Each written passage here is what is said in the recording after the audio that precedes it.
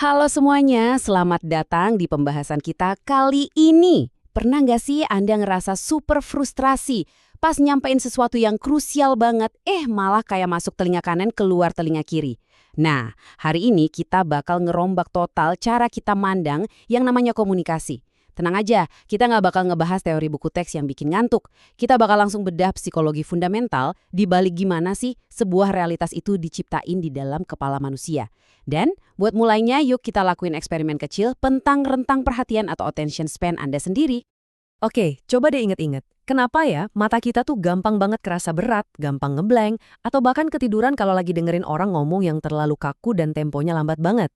Tapi, di sisi lain kita bisa tahan duduk berjam-jam, bener-bener fokus, pas nyerap rentetan fakta yang diucapin cepet banget sama orang yang karismatik.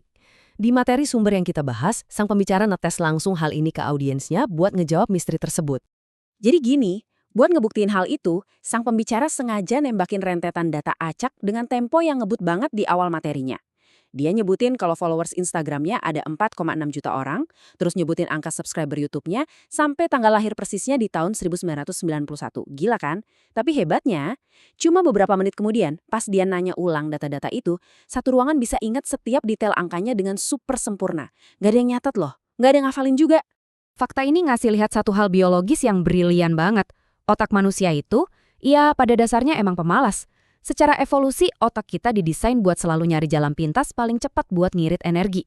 Makanya, wajar aja kita otomatis nge-zone out pas bosan. Tapi tunggu dulu, ada satu pengecualian.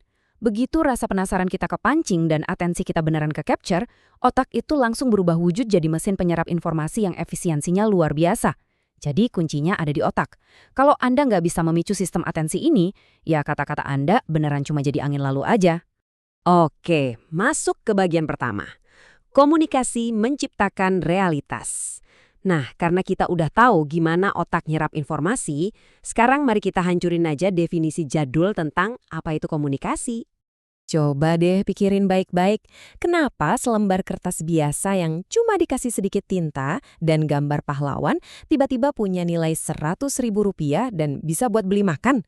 Atau bayangin Anda lagi berdiri di perbatasan antara Indonesia dan Malaysia. Kok bisa ada batas negara yang diakui secara hukum, padahal kalau dilihat langsung pakai mata, nggak ada tembok, nggak ada jurang, nggak ada apa-apa di tanah itu? Nah, jawabannya cuma satu. Itu semua bisa terjadi karena terus-menerus dikomunikasikan sampai akhirnya jadi nyata buat kita semua. Jadi, komunikasi itu bukan sekedar tuker-tukeran pesan doang ya. Ini bener-bener kekuatan super.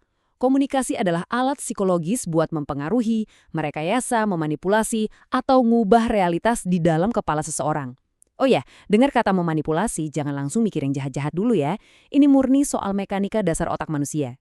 Kita semua kan punya realitas dan persepsi masing-masing di kepala kita. Nah, komunikasi inilah alat utama buat ngebentuk atau merombak persepsi itu. Lanjut ke bagian berikutnya ketika komunikasi gagal. Tapi bentar deh, ini memunculkan satu pertanyaan besar. Kalau komunikasi itu sekuat itu buat nyiptain realitas, kenapa ya pesan yang kita sampaikan sering banget mental dan dicuekin gitu aja? Nah, ada dikotomi yang menarik banget di sini. Komunikasi itu bisa berarti nggak ada artinya sama sekali, tapi di sisi lain bisa nentuin segalanya. Poin pentingnya tuh di sini. Meskipun Anda punya skill public speaking tingkat dewa, jago milih kata, intonasi udah perfect banget, itu semua nggak bakal guna kalau orang yang dengerin udah punya resistensi kognitif. Ya, kalau ada tembok penolakan emosional, pesan sekeren apapun bakal hancur lebur saat itu juga. Ini terjadi karena jujur aja, manusia itu nggak serasional yang kita bayangin. Reaksi dan keputusan terbesar kita justru disetir sama bagian otak purba yang namanya amigdala. Amigdala ini tuh kerjanya memproses emosi subjektif, memori masa lalu, dan bias instingtual kita jauh sebelum logika sempat mikir. Contoh dampaknya gini, pernah kan Anda langsung ngegas atau defensif pas berdebat sama pasangan, padahal dengerin penjelasannya aja belum? Nah, kalau dari awal seseorang secara emosional udah nggak suka sama Anda karena suatu bias, argumen selogis apapun bakal langsung dipantulin sama si amigdala ini. Buat ngasih contoh yang agak mind-blowing, coba deh kita lihat fenomena Aldi Taher. Bayangin, kalau ada figur publik lain yang tingkahnya serandom dan sekacau dia, pasti udah abis di-cancel netizen kan? Tapi kenapa audiens malah nerima dan malah ketawa-ketawa aja? Simple, karena audiens sudah nurunin resistensi amigdala mereka. Mereka nggak melihat dia sebagai ancaman. Karena tembok kognitifnya hilang, audiens malah aktif ngasih validasi. Mereka merasionalisasi kelakuannya, kayak bilang, ah emang gitu sih karakternya, atau yaudahlah buat hiburan doang. Bener-bener, aturan mainnya langsung berubah drastis kalau penolakan emosional ini udah nggak ada. Bagian 3. Telinga, senjata utama komunikasi. Jadi fokus kita sekarang bergeser nih. Gimana dong caranya nembus bias kognitif yang kuat banget tadi? Apa senjata rahasianya? Seringnya kita mikir kalau komunikator jagoan itu adalah mereka yang puitis atau jago ngomong tanpa henti. Tapi rahasia paling ngena dan mungkin berlawanan sama intuisi kita buat bikin komunikasi Anda super efektif sebenarnya bukan dengan ngelatih cara Anda ngomong. Senjata paling mematikan Anda justru bukan mulut, melainkan telinga Anda sendiri. Dari materi yang kita analisis ini, ada satu taktik praktis yang bisa langsung Anda cobain. Tahan diri Anda dan pakai 5-10 menit pertama dari interaksi apapun murni cuma buat dengerin. Pas Anda benar-benar dengerin, Anda tuh lagi jadiin telinga Anda sebagai radar medan perang. Anda lagi metain audiens Anda nih, apa sih yang mereka hargai? Ketakutan terbesar mereka apa? Biasnya di mana? Nah ini bakal ngasih Anda cetak biru yang akurat banget buat ngeruntuhin tembok resistensi mereka, bikin amigdalanya rileks, dan pelan-pelan ngebangun fondasi kepercayaan yang super kuat. Masuk ke bagian 4, seni mengubah pikiran. Yuk kita level up sedikit, kita bakal bedah studi kasus yang lebih gede, gimana teori ini dipakai buat merombak keyakinan yang udah mengakar turun-temurun. Bayangin skenario dari pembahasan kita ini. Anda adalah seorang pemimpin. Terus, misi Anda adalah meyakinkan masyarakat luas buat berhenti percaya sama hal mistis. Misalnya nih, mitos ada pocong nongkrong di pohon pisang di ujung desa. Gila, berat banget kan tugasnya? Sebagai pemimpin, Anda nggak bisa tiba-tiba nunjuk mereka dan bilang, wah kalian bodoh banget sih percaya ginian.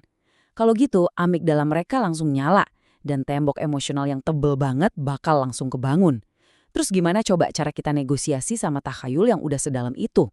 Nah, ini dia rincian langkah psikologisnya yang cantik banget.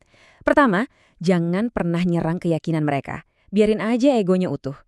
Kedua, dengerin cerita horor mereka bener-bener. Validasi pengalaman itu supaya mereka ngerasa aman dan gak dihakimi sama sekali. Baru deh langkah ketiga, setelah resistensinya turun, pelan-pelan susupin logika paralel yang nyambung sama sains. Alih-alih ngotot debat soal eksistensi hantu, Anda bisa jelasin kalau otak kita tuh pinter banget manipulasi, bikin ketakutan dari dalam diri kita terproyeksi keluar sebagai mekanisme bertahan hidup pas lagi stres. Terus, Anda bisa sambungin sensasi kaku dan gak bisa gerak yang mereka alamin sama penjelasan medis kayak kelumpuhan tidur atau sleep paralysis. Dan yang paling dapat banget nih, Anda bisa nyelipin sedikit humor logika. Misalnya nanya, kocak nggak sih kenapa pocong cuma ada di Indonesia, sementara Sadako cuma kelayapan di Jepang? Emangnya pocong nggak bisa beli tiket ke Eropa? Emang hantu harus nurut sama hukum imigrasi? Nah, pelan tapi pasti, tanpa mereka sadari, logika-logika ini bakal mulai ngambil alih isi kepala mereka. Percaya atau enggak, pendekatan menggeser realitas ini benar-benar dipraktekin sama narasumber kita buat ngebongkar kepercayaan soal santet atau ilmu hitam. Bukannya koar-koar bilang santet itu nipu, dia malah masuk ke dalam narasi mereka. Dia berani nantang para dukun buat nyantet dirinya buat pembuktian, sambil pakai trik-trik logika ala pesulap buat ngebongkar trik mereka tanpa kelihatan menggurui. Hasilnya, gila banget. Audiens akhirnya ngelihat sendiri kejanggalannya, keyakinan buta mereka hancur, dan otomatis ekonomi para dukun palsu yang jualan garam anti mistis mahal-mahal langsung lumpuh total. Pada akhirnya, semua eksplorasi psikologi kita hari ini bermuara ke satu kebenaran absolut.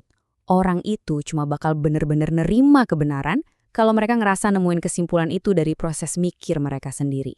Tugas Anda sebagai komunikator tuh bukan nyuapin mereka paksa, tapi ngasih mereka ruang dan nuntun mereka ke sana. Jadi, setelah tahu semua rahasia ini, realitas kayak apa yang bakal Anda ciptain di interaksi Anda berikutnya, saat Anda milih buat tutup mulut sejenak dan mulai mendengarkan,